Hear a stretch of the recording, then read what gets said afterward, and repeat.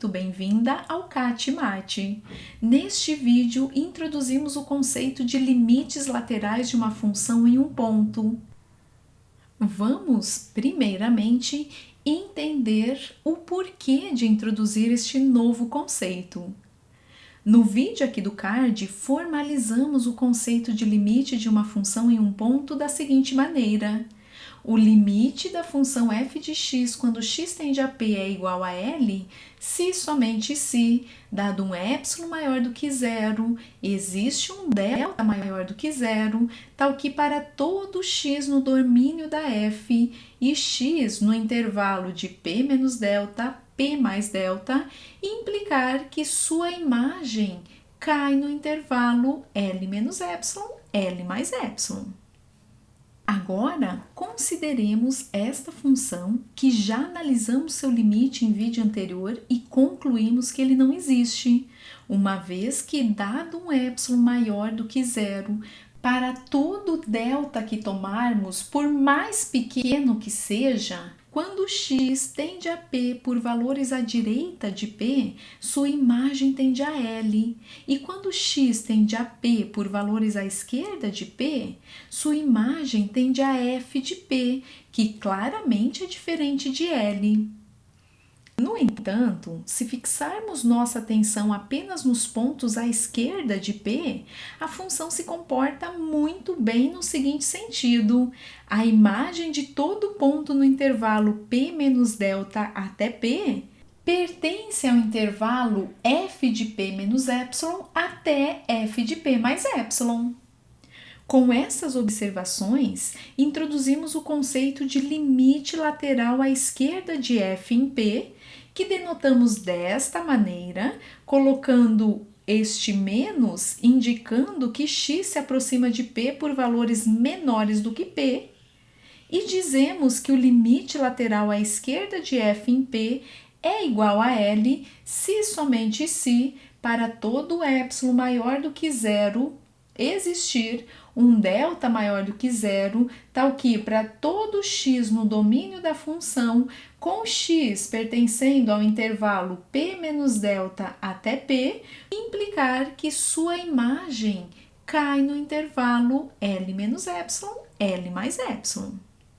Da mesma maneira, definimos o limite lateral à direita de f em p, que denotamos desta maneira, agora com um sinal de mais, indicando que x aproxima-se de p por valores maiores do que p, e dizemos que o limite da f de x, quando x tende a p pela direita, é igual a L se e somente se, para todo epsilon maior do que zero, existir um delta maior do que zero, tal que para todo x no domínio da função, com x pertencendo ao intervalo p até p mais delta, implicar que sua imagem cai no intervalo L menos epsilon, L mais epsilon.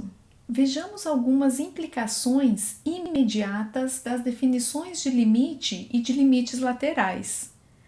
Seja f a função cujo gráfico é este aqui. Tomando p igual a zero, temos que o limite da função quando x tende a zero existe e é igual a zero.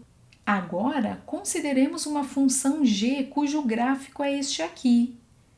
Note que para todo x, neste intervalo, à direita do ponto zero, f de x é igual a g de x. Além disso, o limite lateral à direita de g em p igual a zero é igual ao limite da função f de x quando x tende a zero, que é igual a zero. E este exemplo que apresentamos é um caso particular da primeira implicação que temos das definições de limite e de limites laterais, que nos diz o seguinte: se o limite da função f de x, quando x tende a p, existe é igual a L e as funções f e g coincidem em um intervalo à direita de p, ou seja, em um intervalo da forma p até p mais r, onde r é um número real positivo, então o limite lateral à direita da g em x tendendo a p é igual ao limite da função f de x quando x tende a p.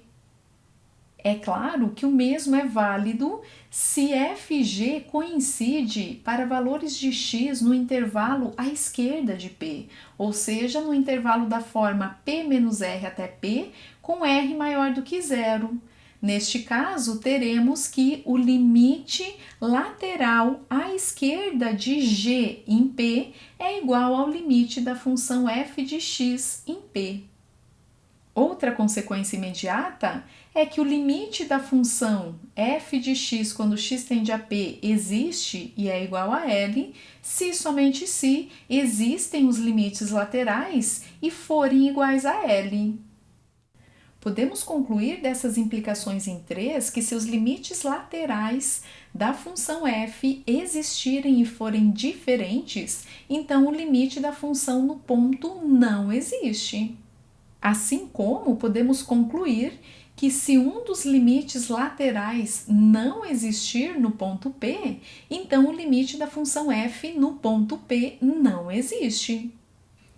Agora, se existir o limite lateral à direita de f em P e existir um intervalo à esquerda de P da forma RP que não contém pontos do domínio da f, então o limite da função f quando x tende a P será igual ao limite lateral à direita de f em P.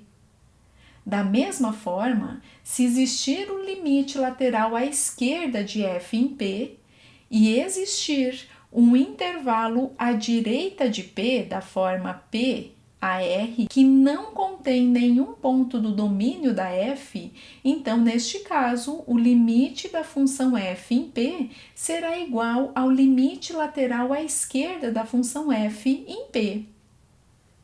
Vejamos alguns exemplos. Começamos com a função f de x, definida da seguinte maneira: para valores maiores e igual a 1, a lei da função é x mais 1, e para valores menores do que 1, a lei da função é menos x mais 4. Veja que o domínio dessa função são todos os reais e a lei muda quando x é igual a 1.